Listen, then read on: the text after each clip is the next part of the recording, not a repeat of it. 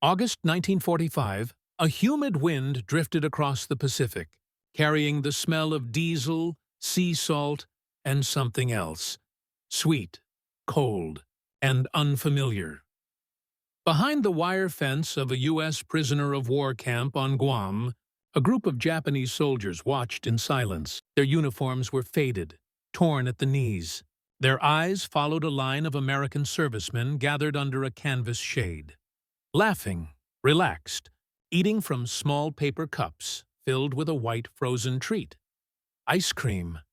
It melted down their spoons and dripped onto the hot sand. The Americans didn't seem to notice. For them, it was ordinary. Another afternoon, another luxury shipped halfway around the world. For the prisoners watching, it was something else entirely. A quiet, devastating revelation. The empire that once prided itself on sacrifice and spirit was facing an enemy capable of producing and refrigerating sweetness in the middle of war. One prisoner whispered, almost to himself, "They have machines, even for this." In that moment, ice cream became more than dessert. It became proof of a civilization built on endless energy, metal, and invention.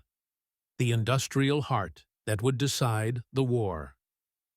By the summer of 1945, the Pacific War had reached its final grinding phase. Japan's empire, once stretched from Burma to the Gilbert Islands, was collapsing under the relentless weight of American production and firepower. Cities like Tokyo and Osaka burned nightly under the glow of incendiary raids. Japanese troops, isolated on scattered islands, were starving, cut off from supply lines that no longer existed. Across the ocean, the United States stood as an industrial titan unlike anything the world had ever witnessed. In the span of just 4 years, its factories had turned from peacetime automobiles to fleets of bombers, tanks, and ships. The sheer arithmetic of production was staggering. Nearly 300,000 aircraft, 86,000 tanks, and over 5,000 naval vessels poured from assembly lines between 1941 and 1945. But what truly defined American power wasn't just numbers. It was the efficiency behind them. The invisible network of logistics, refrigeration, and morale systems that followed every soldier into battle. The United States didn't only fight wars, it supplied them like an industry. By 1944, the U.S. Army Quartermaster Corps had constructed one of the largest supply chains in history. Across the Pacific, floating docks, refrigerated ships, and portable depots kept millions of men fed, clothed, and equipped. In climates where food spoiled in hours and machines rusted overnight, entire islands were converted into logistical hubs. Guam, Saipan, and Tinian became miniature versions of American industry surrounded by palm trees and coral reefs. The Japanese, who had entered the war with a doctrine of spirit and endurance, were stunned by this level of organization.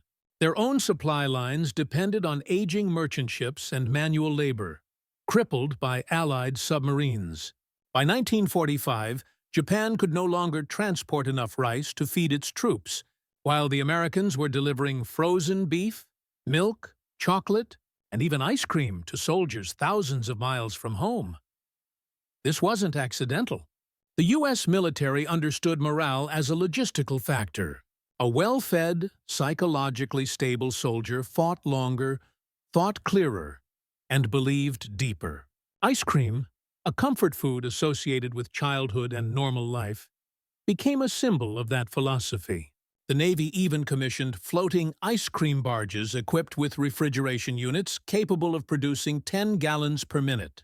These barges anchored near combat zones, serving destroyers and carriers with fresh supplies. For the Japanese POWs, who would later witness this abundance firsthand, it defied logic. Their nation's soldiers had been taught that victory came through sacrifice and denial, that endurance, not material comfort, defined strength. Yet here, under the same tropical sun, stood an enemy capable of luxury and warfare. Every spoonful of ice cream wasn't just a treat. It was proof of industrial confidence.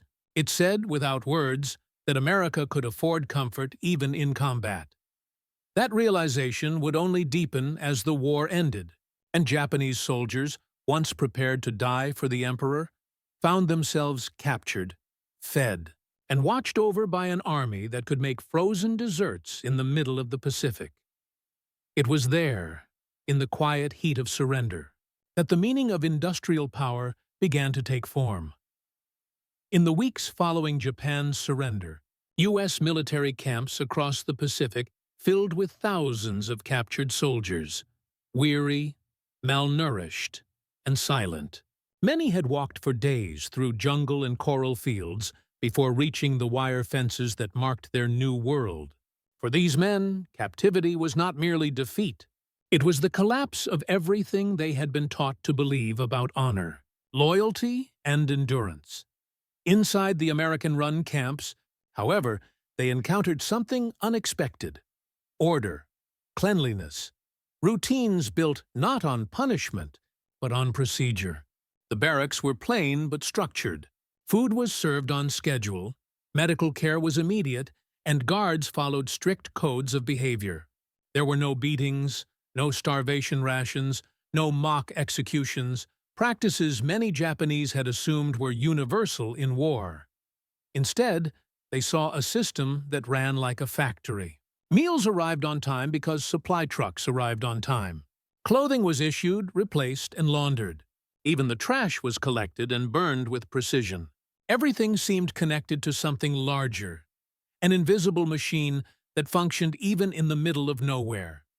To the Japanese mind, shaped by years of scarcity and the ideology of self-denial, this was almost incomprehensible.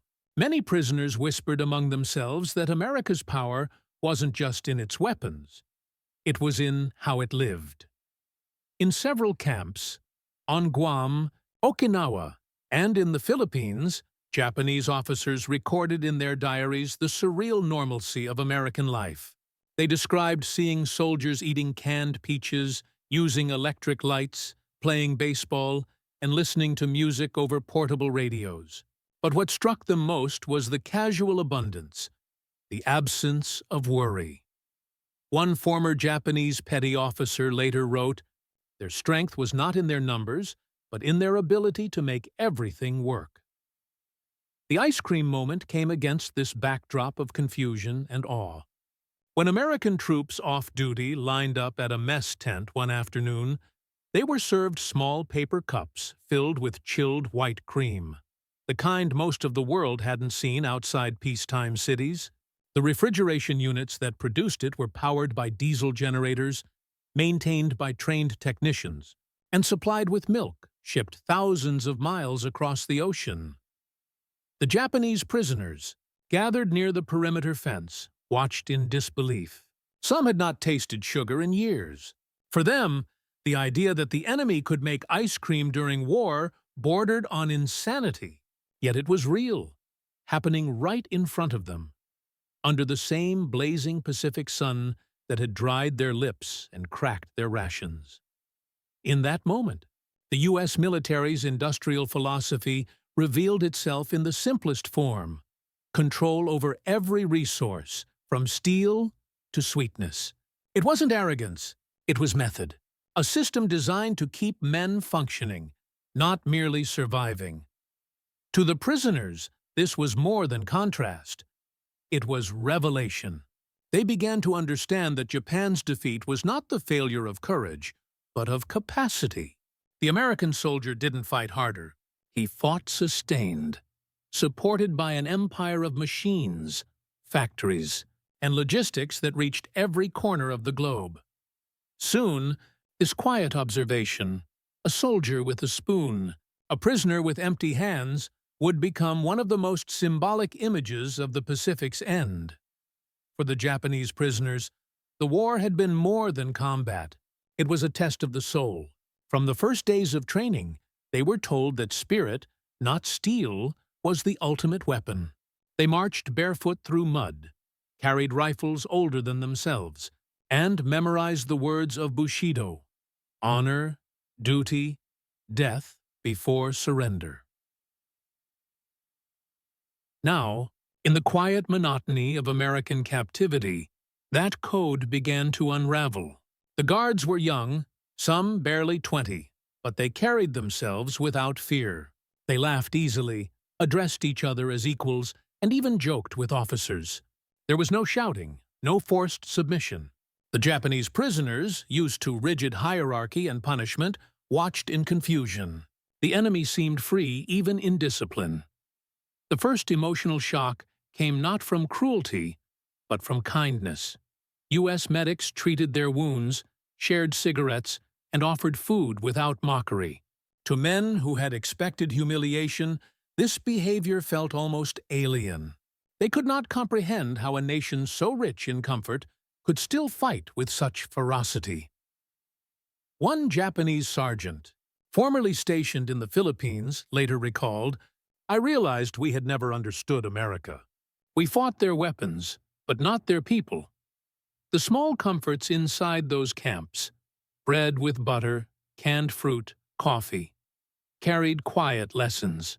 Every item was mass-produced, standardized, and distributed through a vast system that no single soldier controlled, yet all depended on. The Americans didn't see luxury as weakness.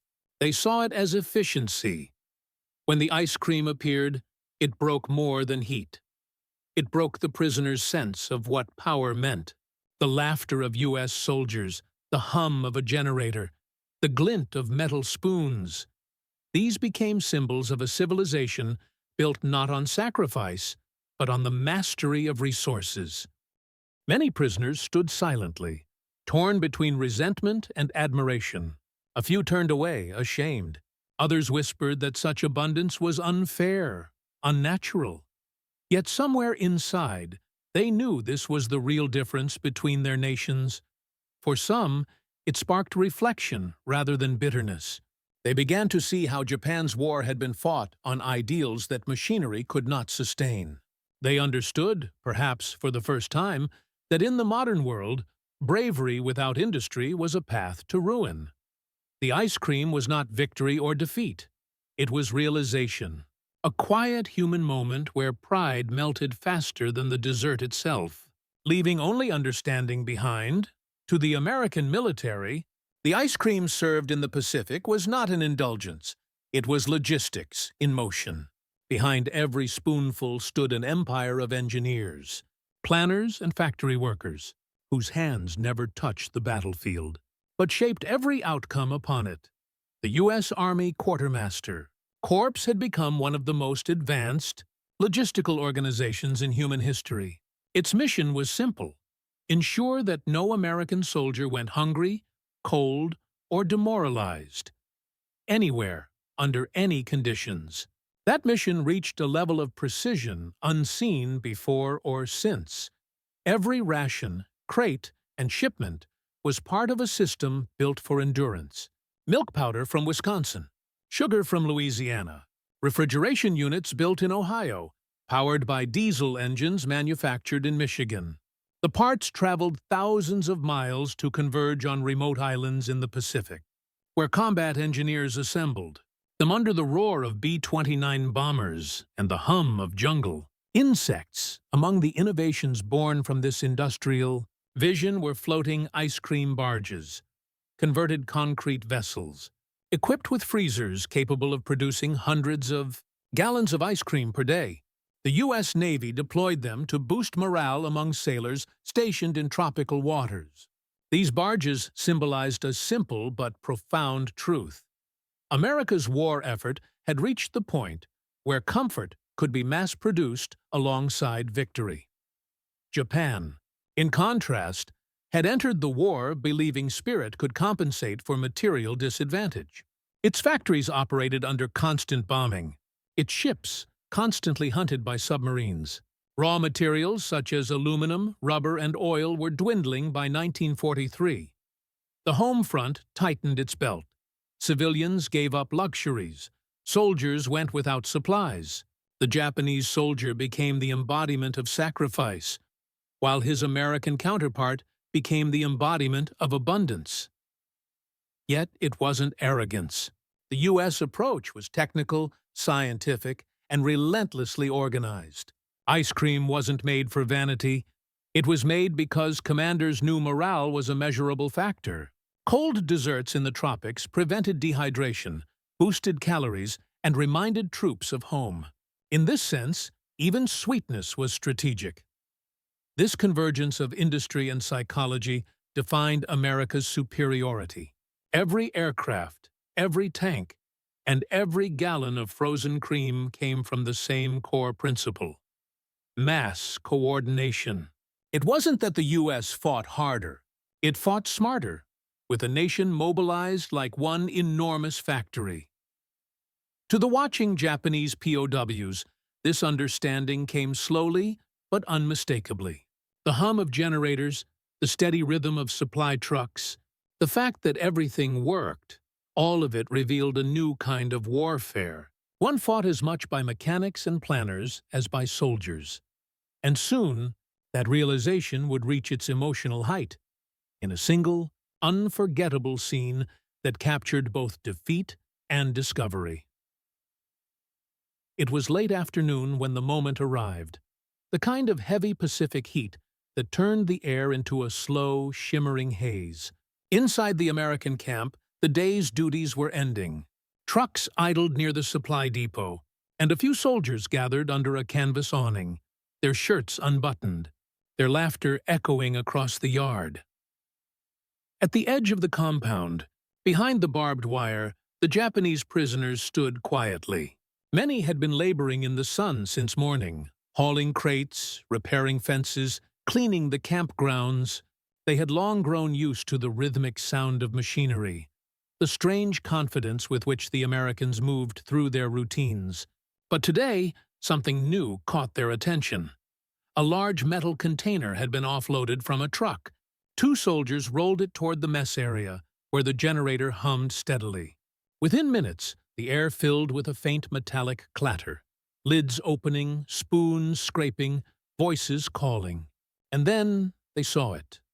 Small white cups, passed hand to hand, each filled with something cold and pale. Steam rose from the lids of the machine as soldiers grinned, taking their share. Some leaned back on crates, savoring each bite as if it were nothing remarkable. To the prisoners, it was almost unthinkable.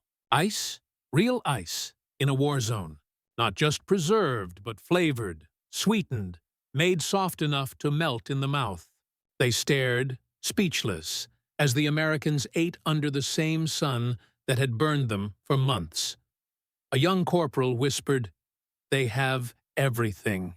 An older officer said nothing. His eyes followed the soldiers, his face unmoving. He had led men in battle, watched comrades die for rations that barely sustained them. Now, behind a fence, he was watching the enemy eat dessert. The guards didn't flaunt it. They didn't taunt. They simply lived as though comfort was normal. As though the war had never touched their supply lines, their spirit, or their sense of civilization. That quiet indifference carried more weight than any propaganda. It said, "We can fight and still live well." It said, "We can build a machine that never breaks." For the prisoners, it was not anger they felt. It was recognition. The war was over, and they had seen the true face of victory. Not cruelty, but capability.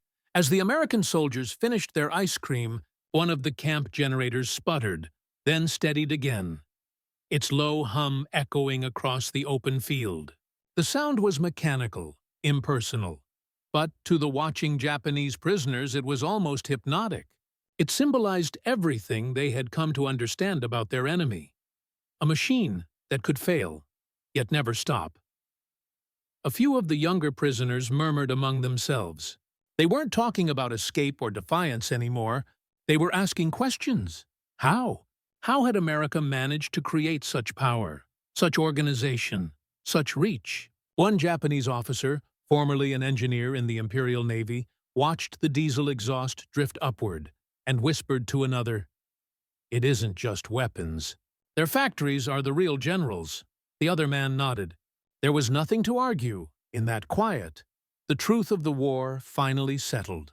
Japan had entered the conflict with faith in discipline and sacrifice, with the belief that spiritual strength could overcome material weakness. For years, that faith had sustained them across jungles and oceans. But now, staring at Americans who could manufacture refrigeration in a combat zone, they saw the end of that illusion. What they witnessed was not arrogance nor mockery. It was normalcy, a nation so advanced in production that it could afford to make comfort routine, even in hell. Where the Japanese soldier carried a rice ball and a bayonet, the American carried canned milk, cigarettes, and mechanical coolers. Both were warriors, but one was supported by an entire civilization of engineers, scientists, and farmers working in synchronization. In the following days, the memory lingered. Prisoners spoke of it in whispers, not to mock, but to reflect. Some called it the day we understood, others, the day Japan lost twice, once in battle, once in industry. The realization reshaped their sense of defeat. It wasn't humiliation anymore. It was comprehension. They began to understand why Japan had fallen so swiftly once its fuel lines were cut, why the sky had filled with American planes faster than they could shoot them down, why every attempt at resistance had been drowned in metal and momentum. And all of that knowledge, the truth of a modern war powered by machines, was captured in that single, almost absurd moment. A spoonful of ice cream melting in the sun. When Japan formally surrendered aboard the USS Missouri on September 2, 1945, the war that had consumed the Pacific for nearly 4 years came to an end. But for many Japanese soldiers now held as prisoners, the real reckoning was only beginning. In the camps that stretched across Guam, Saipan, Okinawa, and the Philippines, life settled into a strange rhythm. The brutality of war had vanished overnight, replaced by an almost mechanical calm. The prisoners were fed 3 times a day, issued clean uniforms, and assigned light duties. They wrote letters home under supervision, received medical care, and watched as the American war machine, which had once been their enemy, turned toward rebuilding the very nation it had defeated. It was this paradox that defined the aftermath. Destruction followed by reconstruction, cruelty replaced by efficiency. Where Japanese officers had expected revenge, they found routine. Where they had anticipated starvation, they found surplus. The Americans operated the camps with the same precision they had waged war. Systems, schedules, and standards applied without hatred. Reports from the International Red Cross later confirmed that most Japanese POWs in American custody were treated humanely and fed above standard wartime rations. Medical records showed weight gain, recovery from malnutrition, and even the reintroduction of foods, like milk and fruit, that many hadn't tasted in years. To some prisoners, this treatment was more difficult to bear than punishment. It forced reflection. The enemy that had conquered them was not only militarily superior, but organizationally civilized. The Americans were not gods or monsters. They were ordinary men sustained by an extraordinary system. A former Japanese naval officer later wrote, "We saw their power not in the guns, but in the calm with which they used them." That calm was built on confidence. Confidence in production, planning, and progress. And as the weeks passed, the sight of American abundance, the clean uniforms, the working engines, the simple ice cream, began to feel less like humiliation and more like a glimpse into a future Japan had never imagined. The war was over, but its lesson, the triumph of organized modernity over spiritual endurance, was only beginning to sink in. When the prisoners were eventually repatriated to Japan, they returned not to the empire they had left, but to ruins. Cities once filled with neon lights and wooden rooftops had become wastelands of ash. Tokyo, Osaka, and Nagoya were silent under clouds of dust and rebuilding cranes. Yet amid the devastation, something unexpected stirred. a quiet determination to understand what had happened and why. The stories that returned with the former soldiers, stories of the camps, of American efficiency, of that strange moment with the ice cream, spread quietly among families, engineers, and young officials trying to piece the nation back together. They spoke of a civilization that turned machinery into comfort, that used logistics as compassion, and that fought not with emotion, but with systems. In Tokyo University, and within the new Ministry of Trade and Industry, those lessons began to take form. American machines were studied, replicated, and improved. The same curiosity that had once built Zero fighters and Yamato battleships was now redirected toward refrigerators, automobiles, and electronics. Within a single generation, Japan would rebuild itself into one of the most technologically advanced nations on Earth, driven by the very principles it had once underestimated. Many of the returning officers who had been POWs became quiet advocates of modernization. They spoke of the need for structure, innovation, and planning, not as imitation, but as evolution. They knew, better than anyone, that the 20th century belonged not to the most disciplined army, but to the most adaptable society. The memory of the ice cream, strange as it was, became almost symbolic in private writings. For them, it wasn't about dessert. It was about what it represented: the mastery of process, the ability to harness industry for human well-being, even in war. In post-war Japan, that realization would become the foundation of a new national ethos, one that blended precision with humility, industry with humanity. And though the war had ended in surrender, what many once called defeat had, in time, transformed into a lesson, one that would remake Japan itself. The frozen sweetness tasted behind the wire had melted long ago, but its meaning endured. The true power of nations lay not in how they destroyed, but in how they built. In the long shadow of World War II, few symbols are as strangely profound as that moment in a prisoner of war camp. A group of defeated soldiers, silent behind wire, watching their former enemies eat ice cream beneath the Pacific sun. It was not a story of cruelty or conquest, but of revelation. For centuries, nations had measured strength by courage and sacrifice. The samurai code, the warrior's creed, these were the ideals upon which empires rose and fell. But the 20th century rewrote the definition of power. It no longer belonged to the soldier with the sharpest blade or the fiercest heart. It belonged to the society that could feed, clothe, and sustain millions, anywhere on Earth. The Americans had shown, perhaps without intending to, that modern war was not won by the strongest, but by the most organized. Refrigeration, transportation, communication, the invisible threads of industry, had become as decisive as tanks or bombs. What began as a spoonful of sweetness in a tropical camp was, in truth, the quiet evidence of a revolution in civilization itself. For the Japanese prisoners who witnessed it, that realization would echo long after the guns fell silent. Many returned home to a broken nation, carrying with them not shame, but understanding that a new kind of strength was possible, one built on innovation, not domination. In time, their country would rise again, guided by the very systems and efficiency they had once seen through the fence of defeat. History often remembers the explosions, the battles, and the treaties, but sometimes it's the smallest moments, a laugh, a spoon, a melting dessert, that reveal what war truly means. Because in that fleeting scene, beneath the hum of a generator and the taste of something cold, the world saw the future. A future where power would no longer be measured by destruction, but by the capacity to create.